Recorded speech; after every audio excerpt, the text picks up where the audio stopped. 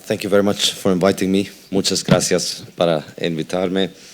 Siento un cariño especial por España porque el rey español le dio a mi padre una beca. I'm very proud of being in Madrid. The King of Spain, back in 77, gave my father an award. He was able to study medicine. I'm very happy and very proud to be here today among my Spanish friends. My Spanish is not quite good enough to do the rest of the lecture in Spanish, so I hope you'll excuse me as I switch to English. So I'm going to present some of the main ideas in my book, Principles of Economics, which has just been published yesterday by De Justo. The book explains economics from the Austrian school perspective, which I believe is a perspective that is much more useful for studying economics than the usual textbooks that we study in universities around the world today. When I was a university professor and after I left my university, I've always run into people who are very successful, very smart people, and they always, they're successful doctors or engineers, and they talk about how they took an economics class in university, but it didn't really make much sense for them. They don't understand it. They got the right grade. They could solve the problems. They did what they had to do to get the grade, but they never quite understood it, and it never really made a lot of sense for them. And I believe it's because it's not in the Austrian tradition. I think the Austrian tradition does a much better job because the regular economics that you study in university is mostly models that are not very relevant to your real life. It's like math exercises that are not very useful for thinking about economics. There's a place for math, of course, but that's the math class. In economics, you'd like to learn about economics. And when I wrote the Bitcoin standard, I found that a lot of people were interested in the economic part of the Bitcoin standard, even though it's a Bitcoin book. 70% roughly of the book, the first 7 chapters of the book, don't even discuss Bitcoin. They talk about economics in general. So I thought a lot of people like that because they like the Austrian approach to economics, and I think it's very useful. And it's something that I also noticed when I was teaching in university. A lot of students would appreciate this. But there isn't a good Austrian textbook in economics that you could teach at university. So I've always wanted to write this. And after I wrote the Bitcoin standard, I decided this was the time for me to do this. And I spent about 4.5 years working on publishing this book. So this is the book that I would have liked to teach at university. It's the book that I would have also loved to learn at university. It's the book that I would have loved to have when I was 18, when I was first beginning to become curious about economics. I would have loved to have had this book to understand these concepts, which are really important in day-to-day life, in business, in all kinds of manners of life. But we don't really discuss them so much in economics. So I tried to present this as a kind of clear and concise, readable treatment of the main economic ideas in the Austrian tradition to present an understanding of the civilizational importance of the market and monetary order. This is the attempt of what this book does. It's not just to explain the economic concepts, but to build up these economic concepts into explaining how this, how the economizing of people and how economic activity leads to the development of civilization. It's truly a very important thing. So initially we begin the book with discussing the fundamentals of economics and the fundamentals of economics from the Austrian approach and how it differs from the regular approach that most people are used to in their university textbook. The first thing is that from the Austrian approach we look at economics from the perspective of human action. Economics is a study of how human beings act under the context of scarcity. We live in a world of scarcity where things are scarce. We don't have enough of the things that we want. We want more things than we have, and so therefore we're always having to make choices. And that choice is what creates economics. So from the Mises approach, the Austrian school approach, we analyze economic questions through the lens of how human beings act, because we think of that as being the motivating force and the animating force of all economic relations. You look around at the world, if humans weren't acting, then everything around us is just dead matter. And it's matter that dies and doesn't do anything. Only when humans act, only when we make decisions and we make choices, do we start valuing things, only then does economics emerge, only through the action of human beings. So therefore, if you want to study economics, you have to study it through the action of human beings, because human beings are the ones that give the world value, and they're the ones that make all of those economic relationships happen. Now, the regular economics that you learn at university largely copies physics. About 100 years ago, economics decided that they wanted to be like physics, and they've been trying to make equations to study mathematical and statistical aggregates and find relationships between them. And that's more or less what the most of the textbooks that are taught at university teach. But in 1 century of economics in the quantitative tradition, we've never been able to come up with one single rule or law of economics that can withstand scientific scrutiny. So in chemistry, in physics, they make up formulas and they test those formulas in a lab, and all it takes is one scientist, one lab, in one time, finding an example of an equation not being 100% accurate, and then the law and the relationships and the rules that are established are destroyed. This is how science works. Science works by testing ideas. And yet in economics, they want to have the halo of science, they want to have the image of science that we are doing something scientific, except in that world we cannot develop these scientific relationships in a way that withstands scrutiny. So one of the most famous examples of economic relationships that are presented in a manner that seems scientific, like physics or chemistry, is this idea that there is a trade-off between unemployment and inflation. And that if you look at the relationship between them, there needs to be a downward sloping line, that you either have high unemployment and low inflation, or high inflation and low unemployment. And therefore, this graph should look like a straight downward sloping line, or at least a curved maybe, but at least a downward sloping line. And yet, if you plot unemployment and inflation, you don't find this relationship. You find that sometimes you have high unemployment and high inflation, sometimes you have low unemployment and low inflation, and it's all over. There is no relationship. So in a science, in a real quantitative science, all it takes is one example of one country having unemployment and high unemployment and high inflation, and then this idea that there's a trade-off between the two is dead. In macroeconomics, because it's all, fluffy pseudoscience, then we can have hundreds of examples. Doesn't matter. They still teach this in the university because it's the best that they have. This is the rule that they have, and they've gotten used to it, and they have a lot of test banks with exams about it, and they just keep teaching it. It's not scientific in any real sense, but it continues to survive because in that world, there isn't any kind of real scientific method that is being applied. Well, the Austrian approach is different. We don't claim that we can develop these quantitative relationships to explain how economics works, because we can't. But we can, I believe, learn so much more that is useful about economics and about how economics can be useful for you as an individual by simply thinking of economic decision-making through the lens of human action. So that is really the difference. So, for example, a good way to illustrate this is to think about something like the minimum wage laws. From the regular mainstream approach towards looking at a question like minimum wage laws, the approach would be to try and establish quantitative relationships that say that if we raise the minimum wage by this much, then we would expect that aggregate spending would go up by this much, unemployment would decline by this much. We have all these relationships that we study, and we assume that they're going to work that way. And so we make a model and we take a guess, and then of course the model doesn't materialize because the world doesn't work according to our models. But we keep making those guesses anyway, and we try our best, just like the previous model. Whereas from the Austrian approach, we think in terms of human action. We don't think of aggregates. We don't think of the unemployment rate and the inflation rate and the minimum wage as an aggregate number and how it affects those things. We think in terms of the human beings that are acting. So when we want to think about the minimum wage law, we analyze what would be the reaction of human beings that are subject to this law. So we think about the business that is hiring people, and we think from the perspective of the business, if they were hiring somebody and paying that person, let's say 10 euros a day, and now the law says you have to pay that person 20 euros, We think from the perspective of the human that is acting, that runs that business. What is that person going to do? Why was he paying 10 euros? Most likely he's paying 10 euros because that was the marginal productivity of the person. Adding that person to your job gives you, let's say, 12 euros extra of revenue.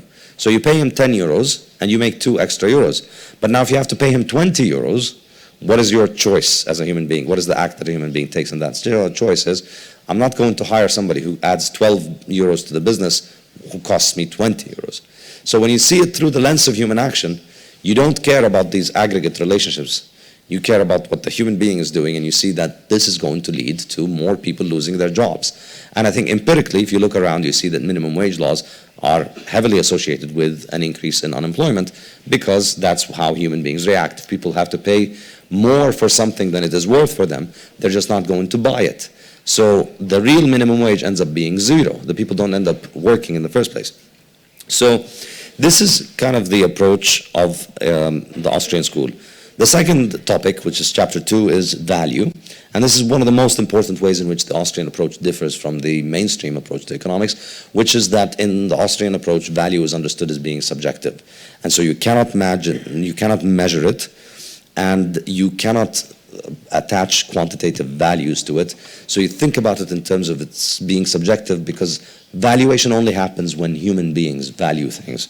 And so because we live in a world of scarcity, scarcity forces us to choose between different options. And when we start choosing between different options, we start valuing them. And we attach a valuation to different objects, which is comparable to other objects. So you choose A over B, that means you value A more than B. Thinking in terms of value is very useful, and it's very important because from the Austrian perspective, we understand that value is not intrinsic in things. Nothing has intrinsic value.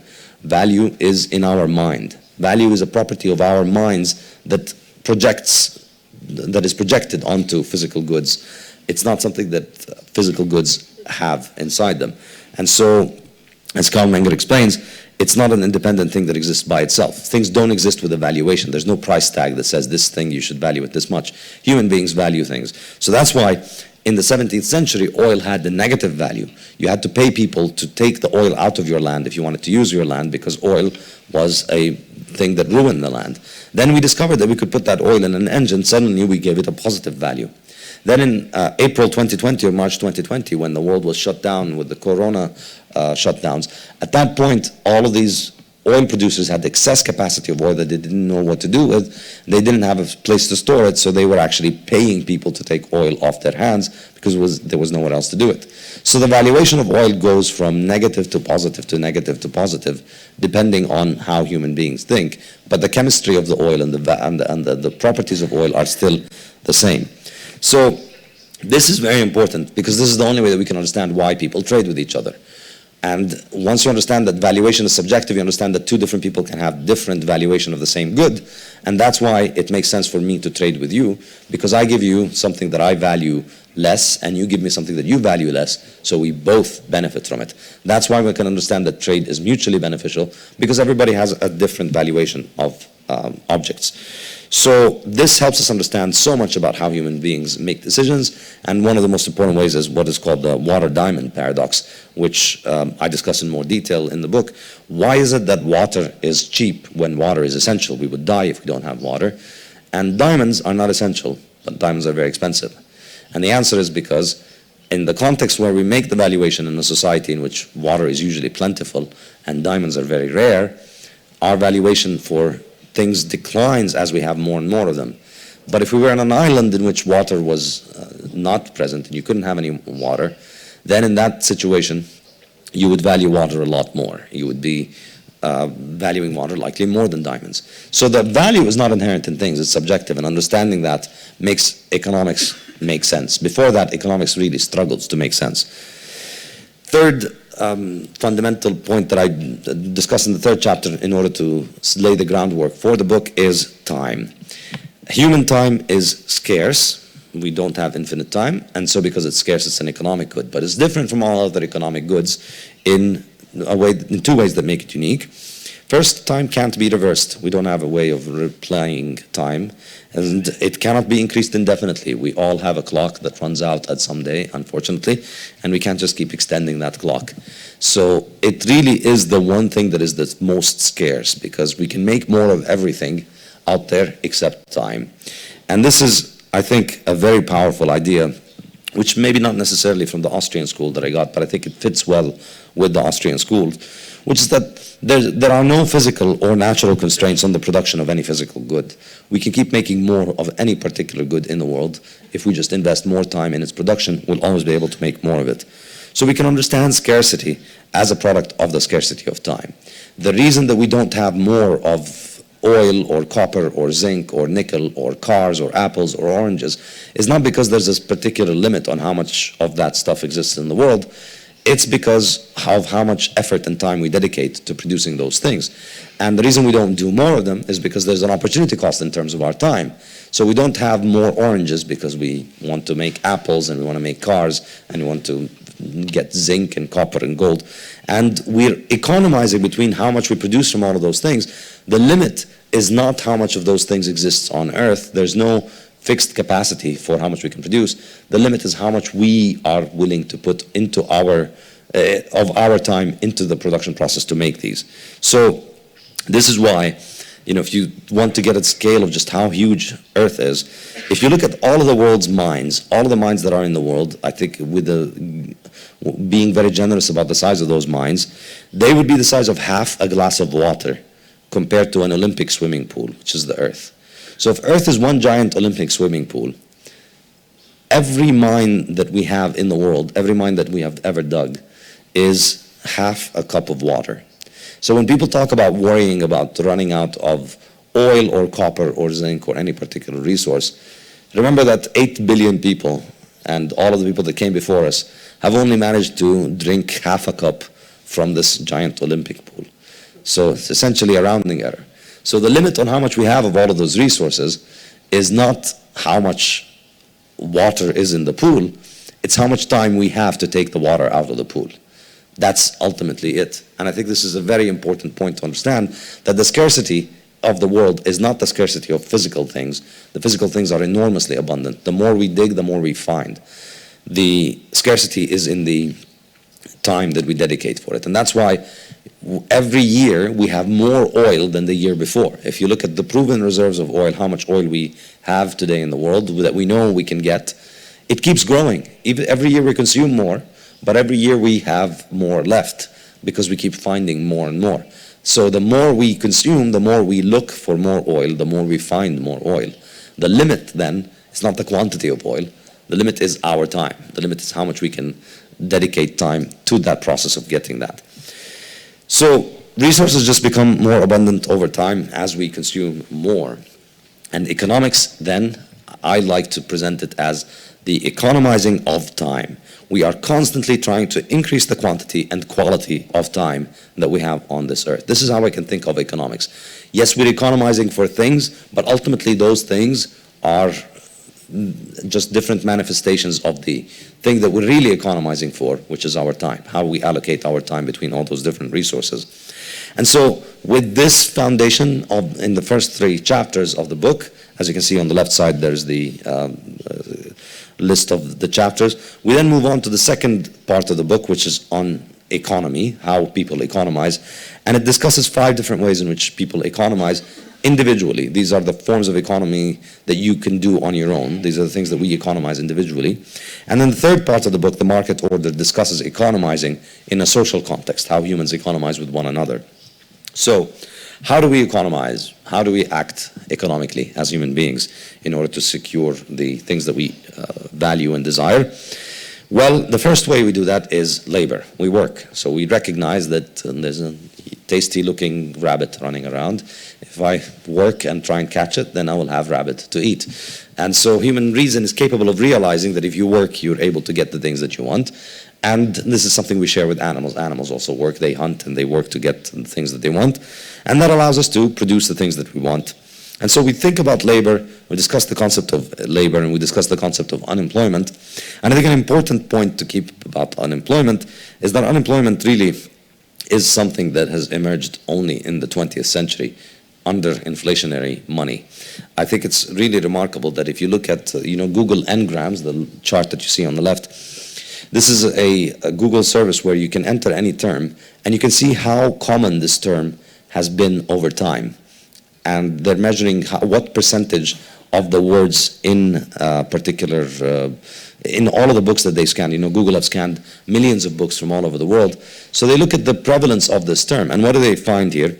They find that up until the early 20th century, nobody used the word unemployment. This was not a thing that people thought about. People don't get unemployed. People work, or if they don't want to work, they don't work. But this notion of unemployment as a pathology, as a problem, as millions of people who want to work but can't find work, this is only a product of the monetary system that is inflationary, that creates business cycles, as we'll discuss a little bit later. And we can also see this in the example of Switzerland. When Switzerland was on the gold standard, it practically had no unemployment. When it moved on to inflationary money, we see unemployment becoming a topic that is more common. We see unemployment takes off in Switzerland. And that, I think, is a very interesting thing to analyze, which I get into more detail in the book. I'm going to basically I should have told you earlier, I'm going to be going through all the chapters. So that means I'm covering all the material, but I'm not getting into it in depth. So I hope that's okay with you. So you're going to have to pay especially close attention. Now, the second way in which people economize is property. We realize that we can benefit by taking things as property, using them as property, acquiring them, maintaining them, taking care of them, and preventing others from accessing them allows us to increase our productivity. And this concept of property is the only way that we can have a market economy. The only way that we can have an economy in which people cooperate is if we respect property rights. So it's a very important foundational concept in economics and in a market economy and in civilized society to accept the concept of property rights. It's the foundation of a market economy, and the sixth chapter discusses capital, and that is also a very important topic. Capital is a form of property that is used in the production of consumer goods. So you don't, capital is something that you own not because you consume, but because you use it to produce goods that you consume. And this is something that distinguishes us from animals. This is where we start becoming better than animals. So animals can work, we can work. Animals have some sense of property. We kind of have we have a sense of property. But capital is really when we start building tools, and that's where we separate ourselves from animals, because with very small exceptions, animals can't really handle tools. So we start building tools and we start using them to produce things, and that increases our productivity. And it increases the length of the production process. We start producing things over a longer time period because it makes it more efficient. So a good example to think about it is in terms of fishing. You can fish with your own hands, you catch 0 to 3 fish in a day. You can fish with a fishing rod, you get maybe 10 fish in a day. You can fish with a small boat, you get 100 fish. And then you can fish with a giant trawler, and in that case you get maybe 5 tons of fish. So as you see, the same person can increase his productivity enormously depending on how much capital he has. And so this ability to recognize the importance of capital is one of the most important things that we do economically, because as we start developing capital, it increases our productivity and it changes our life drastically. So all capital has to come from saving. Saving is what gives us capital in the first place. So a fisherman has to give up on leisure, on fishing, in order to build a fishing rod. You have to sacrifice in order to build capital. You can't make capital for free. You have to forego consumption. You have to get off the beach and enjoying yourself on the beach and go and work to try and build a fishing rod. Or you stop hunting for a day. Instead of catching fish for a day, you go hungry for a day because you build the fishing rod in that day. Why do you do that? Why would you sacrifice a whole day? Because on the next day, it gives you higher productivity. So the key thing to understand about capital is that it does require the postponement of consumption. It does require the delay of gratification. And this is true for the fisherman on the beach. It's also true for Boeing. When Boeing wants to build an airplane, they have to spend 9 years from the point of designing the airplane until the airplane earns the first cent when they sell the first one, there's a 9-year period. During those 9 years, they have to be paying all of their workers, they have to be buying all of the capital goods. So somebody has to be foregoing consumption. The people who are shareholders in Boeing are taking money that they could have used to consume. They could be buying Ferraris, they could be buying boats, they could be throwing giant parties. Instead, they choose to take that money and put it in the production process because it will allow them to have a better return in the future, it'll allow them more consumption in the future. So only through the delay of gratification, only through the postponement of consumption are we able to accumulate capital in the first place. And of course, this is a topic that has a lot of misconceptions about it. People talk of capital as if it is a gift from heaven, as if it is something that, some people are born with capital and other people are not, and the people who are born with capital are always exploiting the people who don't have capital. I don't think this is a correct way of thinking of this question. Capital isn't a gift from heaven. It is something that is very hard to have. It's hard to get it because, first of all, you have to delay gratification. You have to give up on consumption, which is not fun. You could be consuming and throwing a party. Instead, you give up the party so that you can have capital. And it can be destroyed. It can, just because you gave up on it doesn't mean it will succeed in producing the thing that you want. It depreciates over time. It's constantly declining in terms of its value because machines ruin and fall apart and they need maintenance. And there's risks involved. There are many risks involved because the business idea that you have might not be working. Somebody might find a better way of doing things. The productivity might not be good enough, and it can fail. So choosing to invest in capital is a really risky thing, and it's not a guaranteed thing, and it's something that is usually difficult for most people to pull off. But it's not something that is It's not a gift as many Marxists like to portray it. In fact, as Mises says, Mises is the Austrian school economist, he says, capital is a responsibility to society, it's not a privilege. It's not as if somebody is born rich and they have the privilege and then they get to keep that capital. No matter how much capital you have, it's only capital if you're using it in the service of society, in the sense of producing goods for society that are valued by society more than the inputs that go into the production process. So if the things that you put into the production process are more valuable than the output, then you're destroying your capital. So it's a responsibility because you have to use it in the service of people to make people's lives better. And if you don't make people's lives better, then it's going to depreciate and it's going to decline in value and you're going to lose it. So the only people who have capital are people who are using the capital in the service of others. And that's why you can think of it as a responsibility more than a privilege. You have to wake up every morning and use that capital in a way that is productive. And if you don't, you lose it. You no longer have capital. And that is why capital is so important, and that is why it's so difficult to attain it.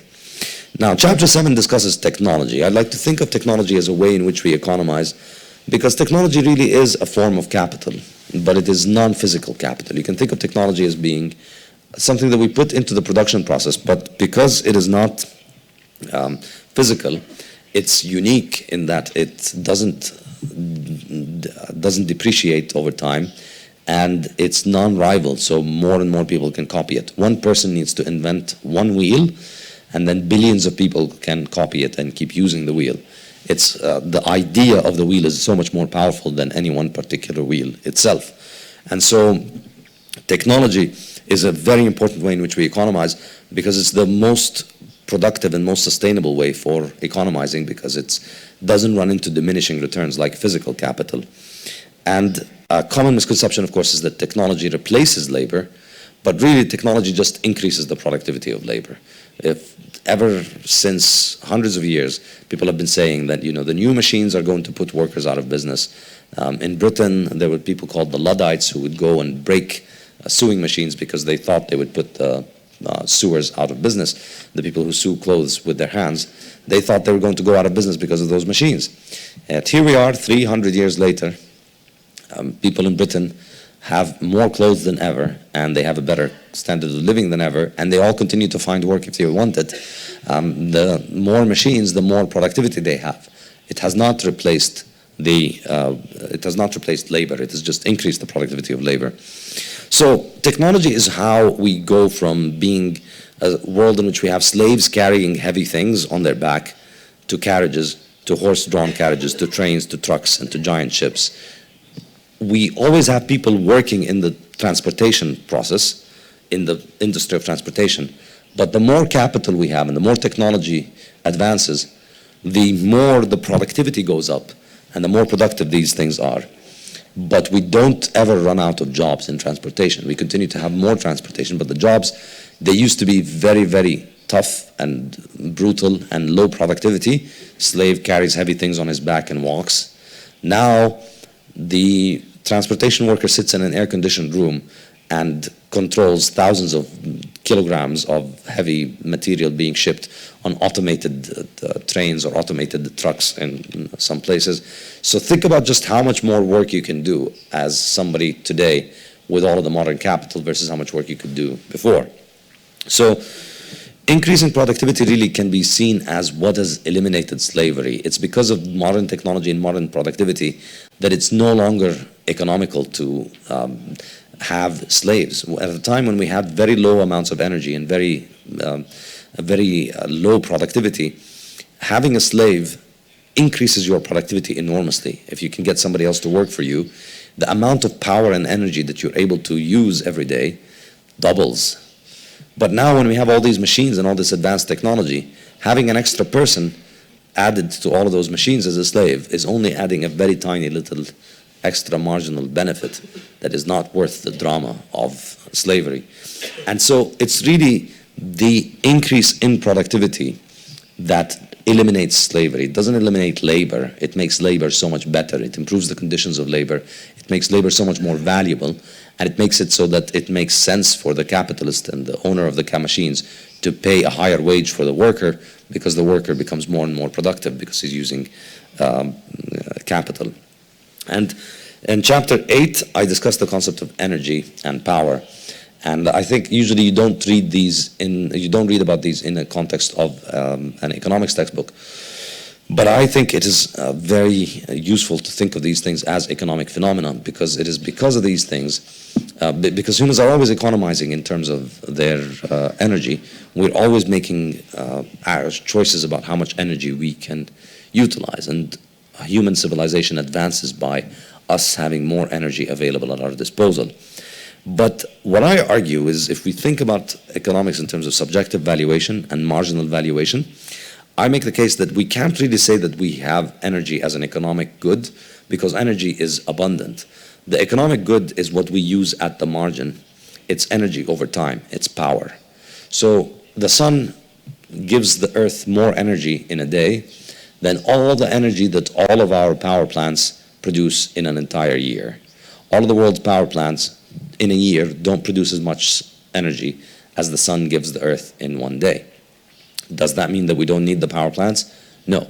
The abundance of the sun's sunshine is not what we want. We're not looking for aggregate quantities of sunshine and energy. We're looking for energy directed to meet our needs at the time and place that we want them, at the margin. And that's a very important point to understand in terms of marginal analysis. And so therefore, what we really look for is power, how much we can dedicate of that energy over a particular period of time in order to increase our productivity, in order to meet our needs. And for that, I think it's more useful to think about power as the economic good rather than energy.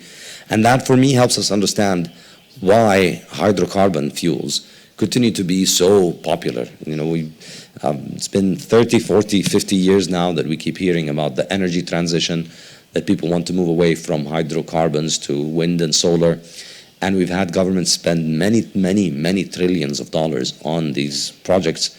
And yet, global consumption of energy is still roughly the same in terms of hydrocarbons. We still consume about 80–85% of energy from hydrocarbons. And that doesn't go down, because what we're looking for is not energy in terms of wind or solar.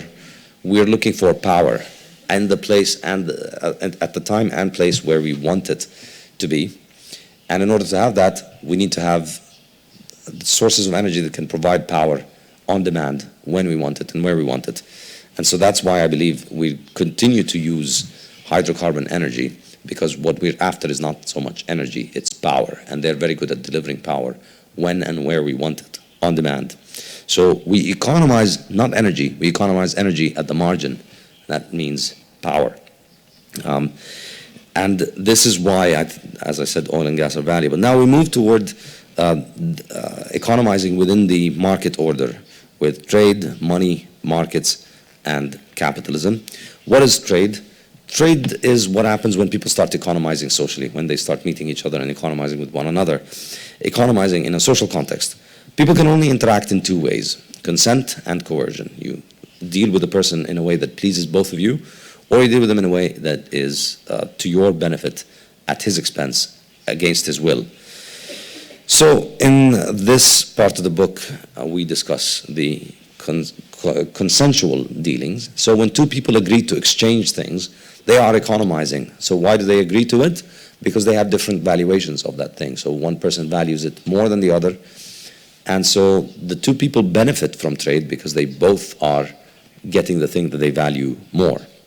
So that is how people benefit from this situation. And that's how we can expect, that's why we expect that both parties benefit in consensual trade. That's why we can also expect that if there's something that's being done by force, one person is forcing somebody else, then at least one of these people is going to be worse off. The person that's being forced is arguably worse off than if he wasn't. If I get you to do something by putting a gun to your head, then arguably you would have been better off without doing that thing, because if it was better for you, you wouldn't need me to put a gun to your head. So trade is the opposite of that. Trade is consensual. People both benefit because they are dealing with each other voluntarily. And so trade shows us that the gains from trade in the long run will exceed the spoils of violence. So think about two people on an island. If they fight, one person kills the other, and then he takes all of his stuff. That's it. You took him one off, and then you're stuck alone on the island forever. But if you have two people and they cooperate with one another, well then all their life they can benefit from each other. So you're better off being peaceful toward people because you benefit from trading with them. And that realization, I think, is one of the most powerful and profound realizations about why we should want to live in a civilized and peaceful society. Because the benefits that accrue to us from respecting each other's property rights and respecting each other's lives and trading with each other consensually far exceed anything that we could achieve in isolation outside of trade. So think, no matter how strong and how smart you are, if you lived alone on an island, you are going to be extremely, extremely, extremely poor. You will have to wake up every day, defend yourself from animals, from nature. You need to secure your own food. No matter how strong or smart you are, it's going to be very difficult for you to secure yourself an easy existence. But if you live in a modern world in which you're dealing in a market of 8 billion people that are mostly peaceful and dealing with one another, and you're able to trade with these people and you're able to exchange goods with them, well then you just need to produce one tiny little thing and sell it to several people, and then you'll be able to secure so much of the resources. Think about how much better your life is when you are able to buy clothes and buy food and buy a house by just working one job. If you lived on an island, you'd have to build all of that stuff on yourself. So it's really the understanding of the division of labor that makes us as human beings want to live in a peaceful society. It's what allows us to live in a much better life. And that's why we should be peaceful with one another, because if we're fighting, it doesn't matter how much smarter or stronger you are than the others. If you're fighting with them, you are not going to benefit as much as you cooperate with them. And that's, I think, really the fundamental point for why society is a good thing, why people join society, why people have a lot of people say bad things about civilization and society, but really try and live without civilization and society and see how well that goes for you. That's why, they say those things, but they don't act upon them. They don't want to live outside of society. And so that's why trade is so beneficial. But direct trade, exchanging one good for another, is very limited in its scope because it's limited by the fact that people don't always want what the other person has. However, if we live in a society that has a large society where a lot of people want to trade with one another in many goods, then naturally we develop something called a money. And money is a medium of exchange. It's something that we all use for trade, so we all trade with one another.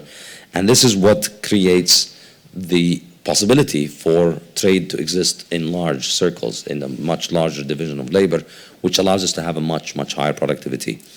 So anything can be money, but most economics textbooks think of money in terms of whatever the state says is money. You're taught that the government prints the money, and if the government didn't print the money, then we wouldn't have money, and we'd all sit there looking at each other like idiots, unable to figure out what to do. That's not how it actually works. In reality, and from the Austrian perspective, money is a product of the market. Money emerges on the market in the same reason that all other kinds of products emerge on the market. People realize that there's a need, and they act to fulfill that need. And so I want to buy something from you, you want something that I don't have, and you don't want this thing that I have. So I need to go find something else. And that thing is called the medium of exchange. So I go find what you have, find somebody who has it and who wants what I have, I exchange it with him. That thing becomes the medium of exchange. So a medium of exchange is anything that you use for exchange. You don't acquire it for its own sake as a good because you want to consume it, and you don't give it, and you don't use it for production. So it's not a capital good, it's not a consumption good, it's an exchange good. That's what a medium of exchange is. And anything can be used as a medium of exchange, but if it's very good at medium of exchange, eventually it becomes the medium of exchange. That generalized medium of exchange that everybody uses as a medium of exchange is what is referred to as money. And so we can see that as emerging naturally on a market. And if we are able to understand what are the things that make this a good medium of exchange, we can realize why certain things emerge as money. The Austrian school is the only school that explains money as a product of human action, as a product of the market, rather than a product of government edicts. And that's why there are specific properties that make good money and specific properties that make for bad money. Money is transportable, homogeneous, divisible, groupable, durable, and hard to make. And I think the most important one today is that it is hard to make, because all the other ones are pretty trivial to arrange. So this gives us the emergence of money, and then if we have money, we can have markets. That's what the market economy is. So a place in which people economize in all of those individual and collective ways we discussed. People are working, they have property rights, they have capital, they have technology, they're consuming growing amounts of energy, they trade with one another, and they use money. If you have that, if you have a society in which these things are being conducted, then what you have is what we call a market economy. It's a social order in which people are able to cooperate in very large numbers on economic production, providing goods and services for one another to the benefit of all involved voluntarily, without a coercive authority dictating and coordinating their actions. And so the market economy hugely increases the productivity of labor. If you work within a market economy, you are infinitely more productive than if you work in isolation. People cooperate because of self-interest. We don't have somebody putting a gun to our head forcing us to cooperate with one another. We wake up every morning and we cooperate because we realize the alternative if we don't cooperate is we go hungry and starve.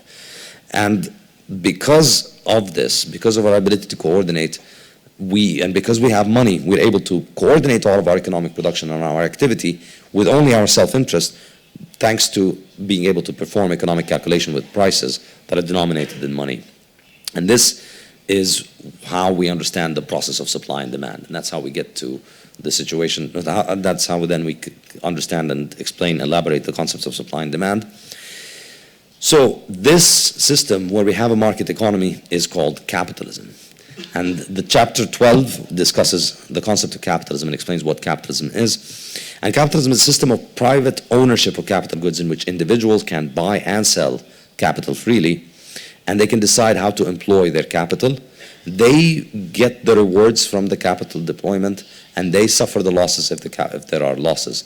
That system in which the key thing to understand about capitalism is that you have the private ownership of the capital.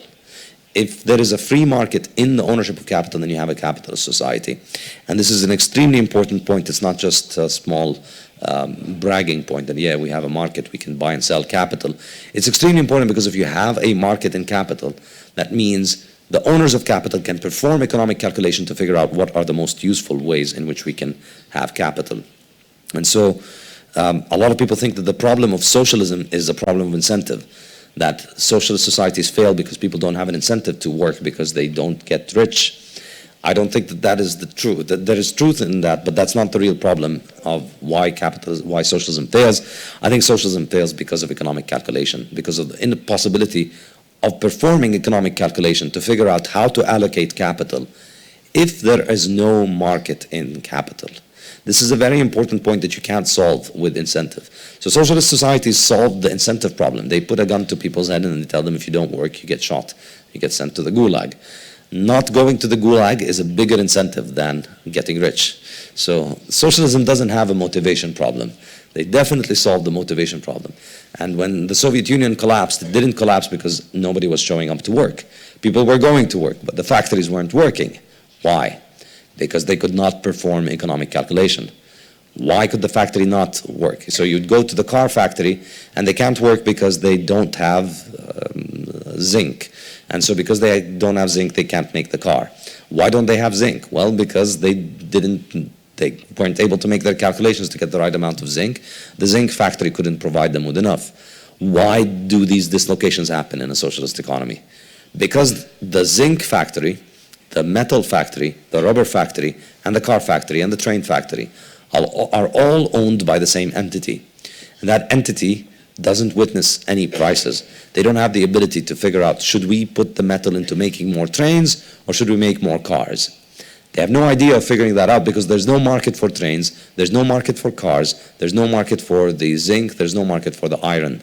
This is a very, very important point, and I wish socialists would understand this, because if they did, they wouldn't be socialists. But unfortunately, most of them don't. And Mises spoke about this 100 years ago. It's a very, very powerful critique of socialism. And it was so powerful that it made the socialists change their socialist ideas in the 1920s. And part of the reason that socialism lasted so long is because they figured out this and they reformed some of their policies, and they accepted that we need to have some form of market, we need to have some sort of form of property that allowed them to operate for longer than they could have operated it. So this is really Mises' criteria of what constitutes a socialist economy or a capitalist economy. A capitalist economy has a stock market. If you have a stock market, that means capital is privately owned. People can privately choose to allocate capital and buy it and sell it, and the value of capital goes up or down depending on how it is allocated. That allows us to allocate capital efficiently. So that then moves us to the economics of money, monetary economics. From the Austrian perspective, we begin the analysis of money from understanding time preference. Time preference is the degree of discounting of the future, how much people value the future compared to the present. Everybody values the present more than the future because the present is certain and the future is uncertain. But as we become more civilized, we start discounting the future less. So we value the future more. We still value it less than the present, but we discount it less and less. So we start becoming more future-oriented. We start providing more for the future. That means we start deferring consumption, as we were mentioning in the chapter on capital. We stop consuming everything that we have. We start saving some of our consumption in order to make more capital so that we can engage in more production. And that increases our productivity and gives us a better standard of living. So this, according to economist Hans Hermann Hoppe, is what we could call the process of civilization. As our time preference declines, we start thinking more of the future. So we start deferring consumption and we start increasing our capital accumulation. The increase in capital accumulation causes the price of capital to decline, so capital becomes more available, which causes us to have more capital deployed in production, which increases our productivity. That's the point of deploying capital. Remember how the fisherman catches more fish if he has more capital. So the more we lower our time preference, the more capital we have, the higher our productivity. That increases our standard of living. And then when our standard of living increases and our present is better, then we're able to think of the future further, and our time preference declines even further, and we accumulate more and more resources, and we continue to save more, and our productivity continues to go up.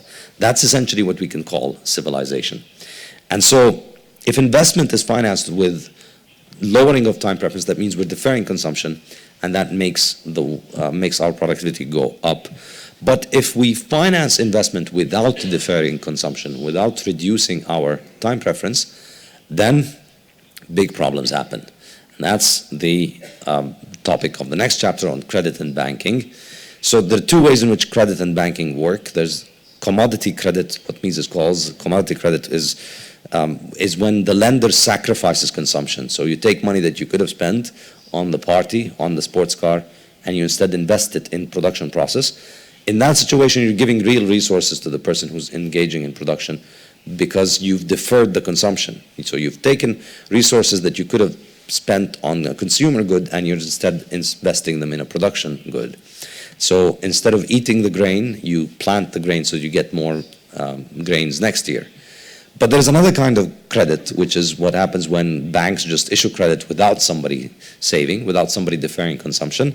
And this is the equivalent of eating the grains and also thinking that if you get a piece of paper that has a grain drawing on it, you can put it on the ground and then it will make more grains. So that's effectively what happens when governments or banks create credit without saving, without the corresponding decline in time preference. And that, as Mises says, the expansion of credit cannot form a substitute for capital. And that is the Austrian theory of the business cycle. That's why we get recessions from the Austrian perspective. It's because people make investments without having sacrificed the amount of capital that was necessary for the investment to happen. So that is the discussion on monetary economics. And then the final section of the book discusses how the market order is fundamental to the building of human civilization. I'm running out of time, so I'm going to go through these chapters very quickly, but you can read, if you read very quickly on the slides. The first chapter discusses the concept of violence. So remember, we said that trade is the way in which people deal with each other consensually, where we accept each other's property rights and we deal in a way that doesn't infringe on anybody. But we can deal in another way. We can use violence, and we can use the threat of violence, and that's coercion. So what happens when people do that? Well, that's a bad thing. Obviously, people don't want it. But that's just another economic good. Freedom from coercion and freedom from abuse and violence and the threat of violence is just an economic good. And defense from violence is just another economic good. Generally, the way most economics textbooks would, and most politics textbooks think of it, is that the role of the state is to protect people from aggression. I present the counter-argument that, in fact, the state itself is a form of aggression against people because it can only get all of its money through aggression. And it, in fact, only acts through aggression, whereas, and it's not very effective at stopping aggression. So government is usually presented as the solution to the problem of aggression, but if government is a monopoly, that we have a monopoly in aggression, well, we saw why monopolies don't work for capital. We saw why it doesn't work in markets for goods. If we have a monopoly for apples in Spain, you're going to have a big problem with apples. So why would it work for security? Why would the provision of security work if there was one monopolist? And thinking in terms of the economic decision-making and human action, you realize that it's unlikely to work because you don't have a market in capital, so you don't have an easy way of allocating it. And so therefore, the government can end up being an impediment to a peaceful social order because it violates those rules because it's a monopoly and it doesn't have to compete. But in reality, if you look around, you'll see that actually the market for defense is mostly provided on the market. The majority of security personnel in the world are private. There are more private security personnel than there are police in the world. You could even argue that police are not in the business of securing people, they are in the business of securing the government. If you want security for your own house, for your own business, if you have a bank, if you have a jewelry shop and you want security, people usually get private security. And that really makes sense, because why should the government get to decide who gets how much security? Who gets to decide if everybody's paying taxes? How do we allocate the security? Should the rich people get more security, or should the poor people get more security because they live in more dangerous neighborhoods? There's no correct way of making allocation centrally, because there's no way of performing economic calculation, as we were discussing on the chapter of capitalism. And I think this applies for the problem of defense, and that's why increasingly defense is a good that is sold in the market, and people buy their defense freely on the market. So that's the topic of chapter 17.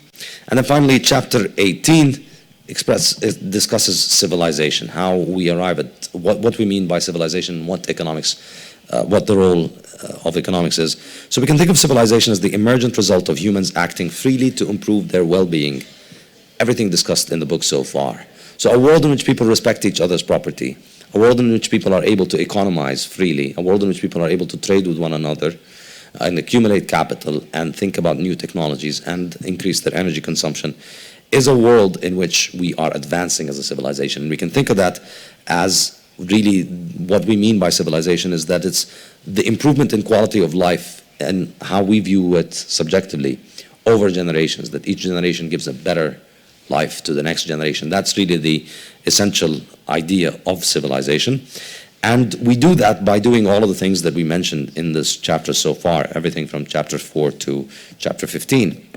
And the way that we get that is through subjugating our base animalistic instincts to our reason. As human beings, we realize your base animal wants to fight, it wants to indulge its urges at every moment, but only by suppressing that and subjugating it to your reason are we able to respect each other's property, are we able to live in a civilized society, and are we able to have a society that improves the quality of life over time, which gives us a reason to live and a reason to be optimistic about the future, a reason to want to start a family, and a reason to give the life, to give children a better life than ours.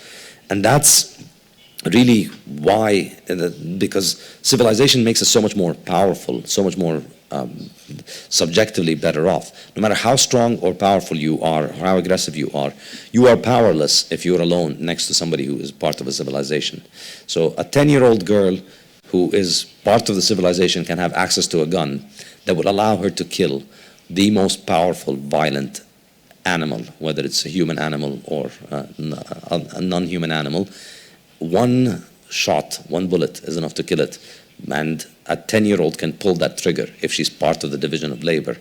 That's really what I believe is so optimistic about civilization, that the people who have civilization are always going to be so much more powerful, because what we can produce collectively in a peaceful order where we cooperate to produce with very high productivity vastly supersedes what any one individual can produce alone, no matter how smart or how strong. And history can really be seen as a struggle between civilization and barbarism, between our desires for the fruits of civilization and our base instinctive desires that just want to be satisfied at the moment. I want to take this because I like it. But no, if I don't take it and I don't get into conflict and I learn to cooperate with people, the fruits that I would accrue from that over time vastly outweigh whatever I can get through violence and through aggression. And humanity is generally advancing and becoming more and more civilized, although I argue, I think in the 20th century we have been de-civilizing, because remember we said the entirety of the market economy depends on money, and it depends on the use of money. And when the money is being destroyed, which is the situation that I think we have entered in the 20th century, because we moved from gold as money to fiat government money, which is highly inflationary and is constantly losing value, all the other forms of economizing are undermined. So the destruction of money destroys labor, it destroys capital accumulation, it destroys our ability to advance technologically, it destroys our ability to have modern energy infrastructure, it destroys our ability to trade, and it destroys the market economy, it destroys the capitalist system.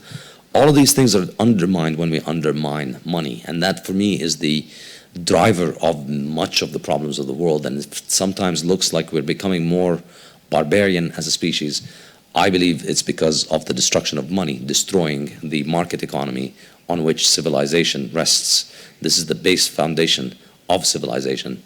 And that's why I believe Bitcoin is such a big deal, because I believe Bitcoin is human reason's solution to the problem of government money. It's the technological solution to how we can stop having government destroy civilization with the destruction of money. And that's why there's a lot to be depressed about in the world, but I think if we can stop governments from destroying money, then I think we can restore human civilization. That's the optimistic note that I will end on. Thank you so much.